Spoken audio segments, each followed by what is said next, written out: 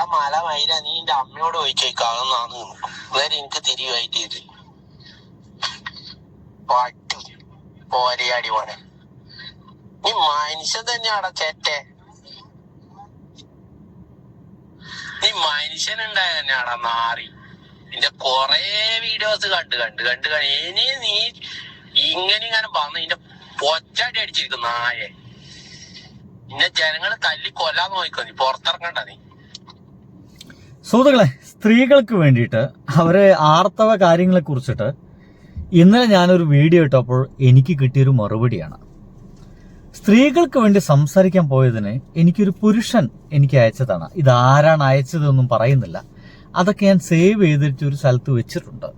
എപ്പോഴെങ്കിലൊക്കെ നമുക്ക് ഉപകാരപ്പെട്ടല്ല.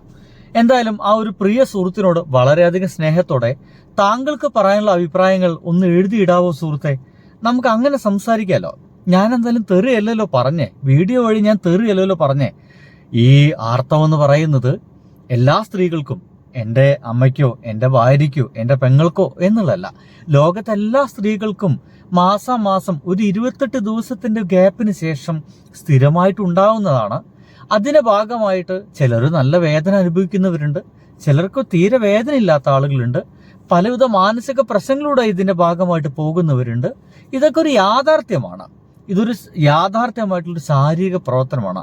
ഇതിൻ്റെയൊക്കെ ഭാഗമായിട്ടാണ് നമ്മളൊക്കെ ഉണ്ടായിട്ടുള്ളത് എന്നൊരു കാര്യമാണ് ഞാൻ പറയാൻ ശ്രമിച്ചത്.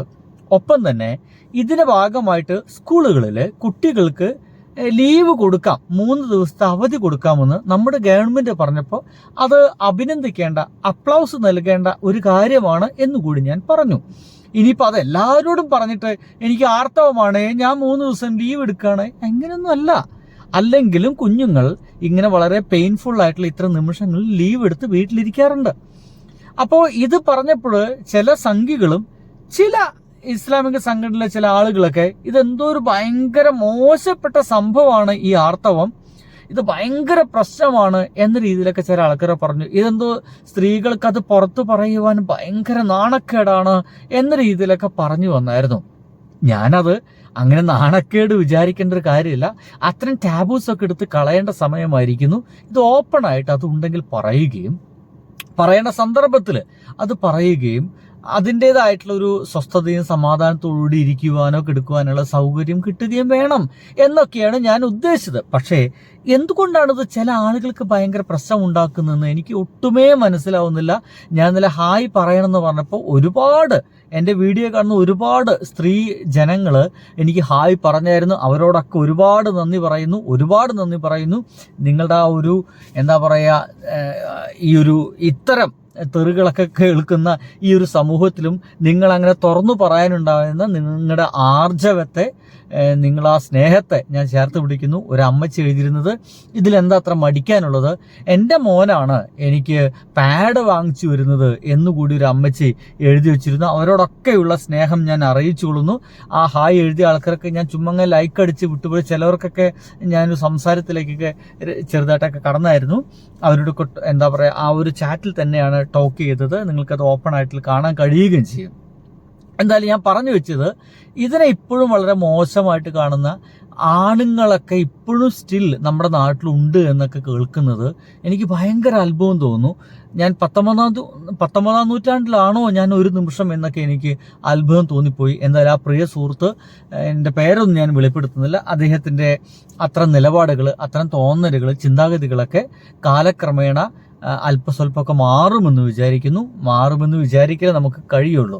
ഇനി ഇതിനോടൊപ്പം തന്നെ കുറേ കാര്യങ്ങളുണ്ട് പറഞ്ഞു പോകാനുണ്ട്.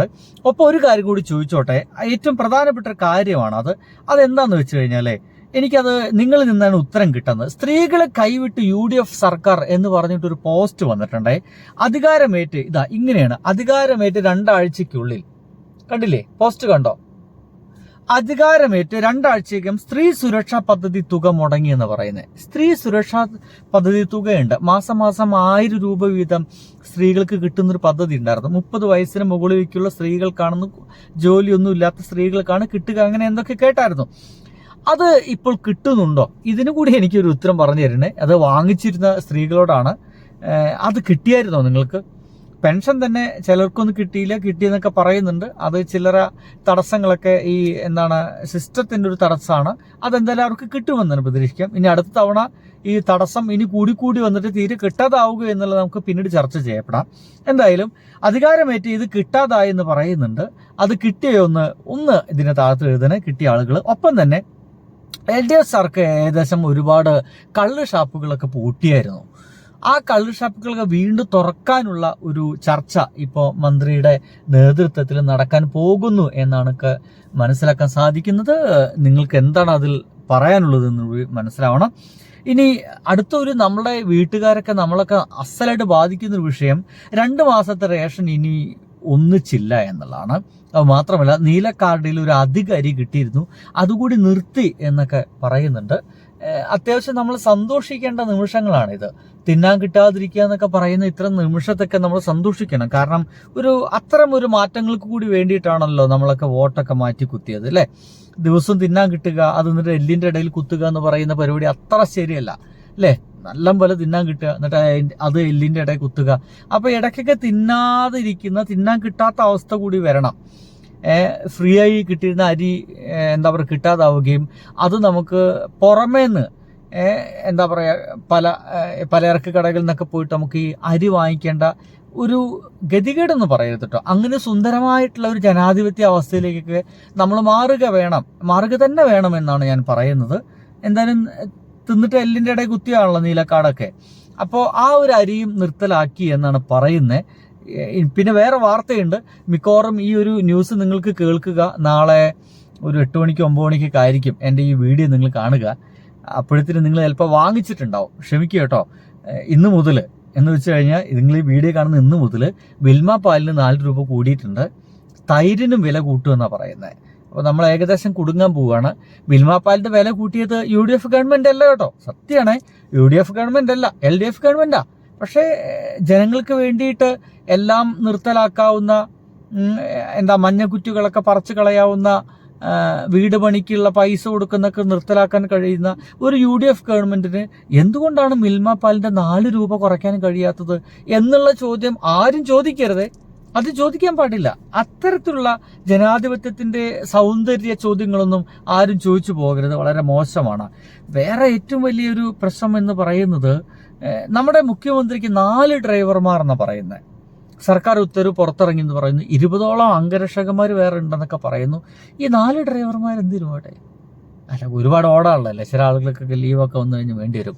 പിണറായി വിജയൻ എത്ര ഡ്രൈവർമാരുണ്ടെന്ന് വിലപ്പെടുത്തുണ്ടോ? ഉണ്ടായിരുന്ന വിലപ്പെടുത്തുണ്ടോ? ഉണ്ടെങ്കിൽ ഒന്ന് എഴുതി വെക്കണേ. എനിക്കത് അറിയില്ല, സത്യസന്ധമായിട്ട് അറിയില്ല കേട്ടോ. ഉണ്ടെങ്കിൽ അതൊന്ന് എഴുതി വെക്കണം. ഇതൊന്നും അത്ര ചർച്ച ചെയ്യേണ്ട കാര്യങ്ങളൊന്നുമല്ല. പക്ഷേ എന്നെ തെറി വിളിച്ച കാര്യങ്ങൾ നിങ്ങളോട് ഇങ്ങനെ പറയുന്നതിനോടൊപ്പം ഇങ്ങനെ പറഞ്ഞു പോയെന്നുള്ളൂ. അയ്യോ, തുടക്കത്തിൽ പറയാൻ വിട്ടുപോയതാണ്.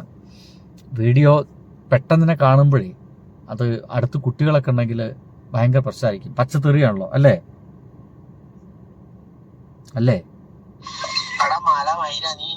ആണ് മല അതൊക്കെ വെച്ചിട്ട് തുടങ്ങണേ.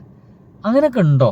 മലയുമായി ബന്ധപ്പെടുത്തിയിട്ട് എന്തിനാണ് ആ വാക്കൊക്കെ വെച്ചെന്ന് എനിക്ക് മനസ്സിലാവുന്നില്ല.